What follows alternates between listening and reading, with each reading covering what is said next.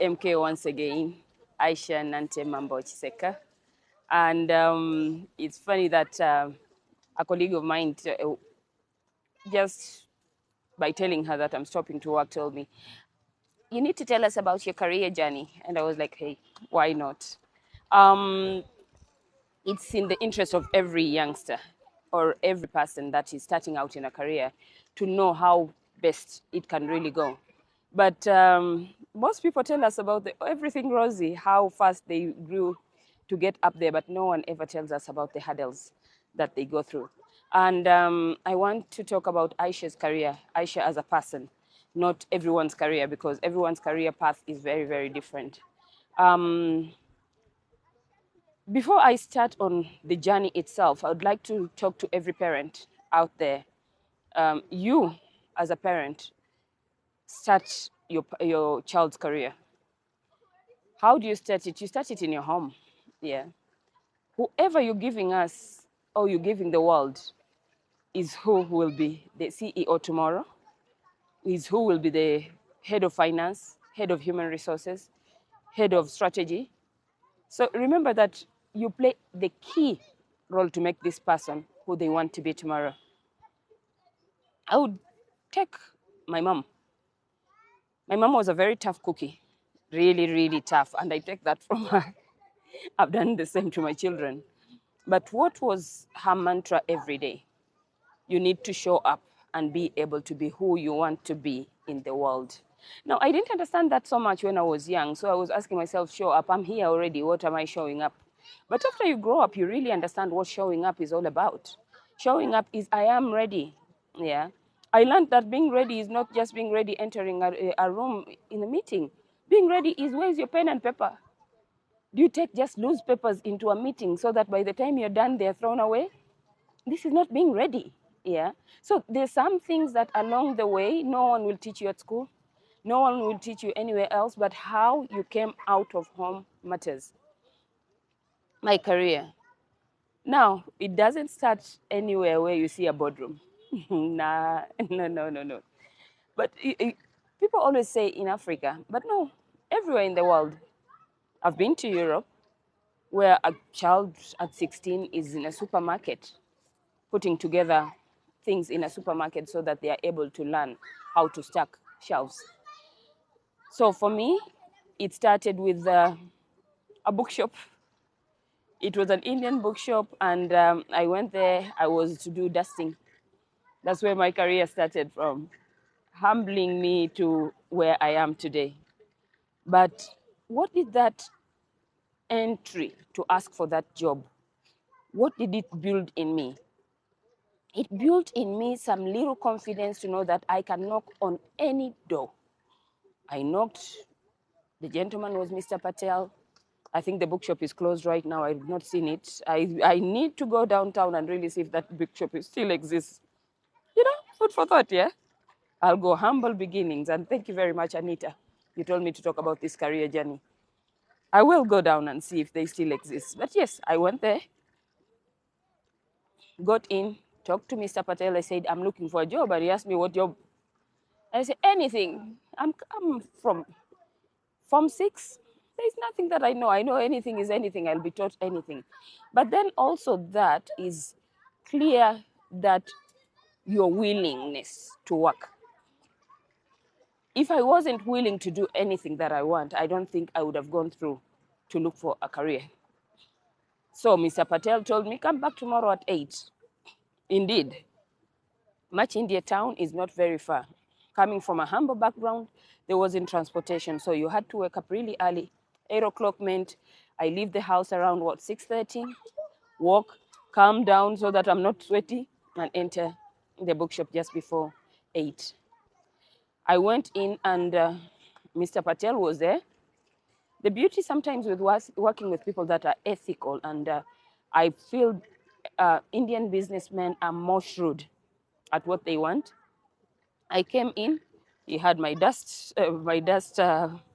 little cloth, and he had a pen and paper. He told me, I want you to write everything that you see in the bookshop on one side and then dust it all up. I was like, oof. Now dusting, I'm asthmatic. I had everything to stop, not to do the job. I'm asthmatic.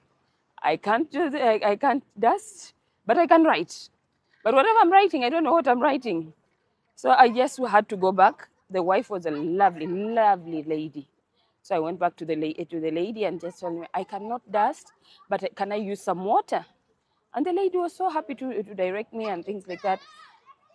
On that day, it felt good to earn because I was given 3,000 on my first day of work.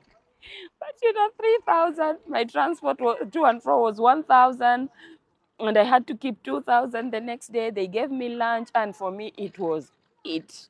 In 1 week, I would save 10,000 working 5 days, and it was beautiful. Now, I think what has really made me go through so many things without a fuss is I enjoy everything I do, however hard, however bad. I do not have a day that I've ever felt that the world owes me anything.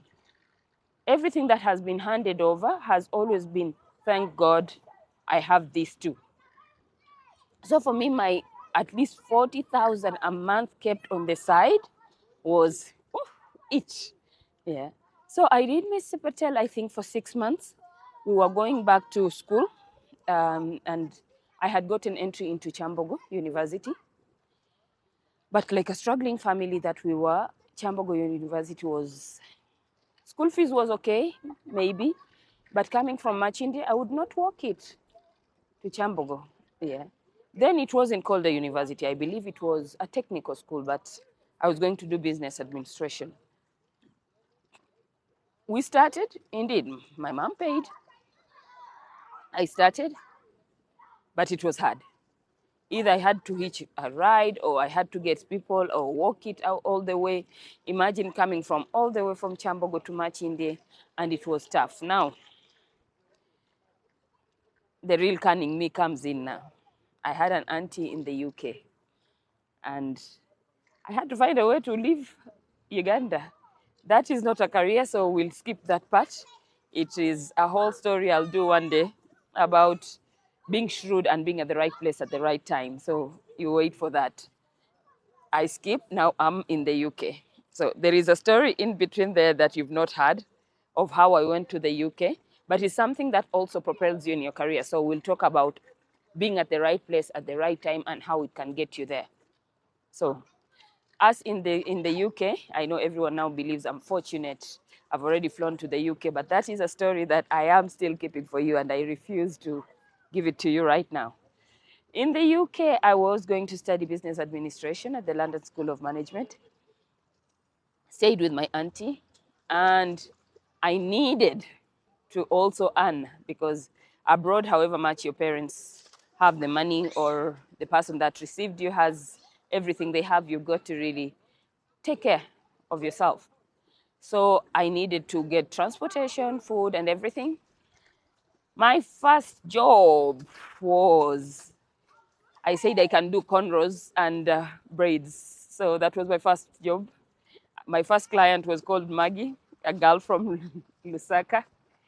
And I remember the first braid I did in her hair. In the morning it had come out, and I said, it is your hair that has an issue. Oh my God. Sometimes I feel like Maggie will never ever forgive me. Maggie will never ever forgive me, but I had to start something. I remember she paid me 40 pounds. And I just told myself, no, braids is not for me. Let me stick to cornrows. Cornrows were easy because growing up in Mombasa with long hair, you had to do your own hair. So cornrows were easy. I stuck to cornrows without anything in them. And indeed, it got me through transport and everything like that. But it wasn't anything that, we've been brought up to study and get an office to go to and work. So for me, using my hands to be able to plait cornrows was not a career. And this is to so many of us. And I think that mindset has changed for now. But before this, we didn't really think self-employment was a way to go when you're anywhere, not abroad, not in Africa. So every time you're thinking of, I need to be in someone's office, someone needs to employ me, someone needs to pay me, all the things like that. Now, I was happy to be introduced to an agency called Capital People. These things are happening right now back home where I am, where we have outsourcing companies. But initially, I don't think we had a lot of that. But in the advanced nations, outsourcing agencies, it is the order of the day. So I joined Capital People, and Capital People was, I started as a waitress. So we look at those many years ago, 2 decades plus, me starting out as a waitress. Professionally in hospitality, that's when the journey started. Starting out as a waitress when you're young, at 20, a waitress, I don't know why youngsters don't enjoy themselves anymore. For us, it was fun. We had a lot of teams to play around with. You worked long hours. And when I say long hours, it was indeed long hours. Long hours would be you'd come in on a shift of 7 a.m. in the morning, box it up at 6 p.m. and be told there is a dinner that has to finish at midnight. And you know, you had that rush and happiness to be able to stay longer. And it wasn't to be able to stay longer to do what? It's you knew you're earning, and at the same time you're happy because there's so many people that you're interacting with who are not from the same area as you. And it was beautiful because in that we learned a lot. And why sometimes I love being in hospitality is because the learning curve is huge. You will learn wines, you will learn teas, you will learn food, you will learn cutlery and crockery, you will learn napkin folding. It's vast, it's huge. Yeah. So at the end of the day, when you look at yourself, it's every day. And after 20 plus years in this industry, I am still learning. Yeah. It's weird that there is something new to learn every day. And the coming of AI, shoot, you're done. Yeah. So I did my waitressing career. At that time, we did I did the New Connaught Room, which is a hotel where I did my banqueting. Then I did Renaissance Chancery Court, which is a beautiful hotel. Now I think it's been transformed in London, in the middle of central London.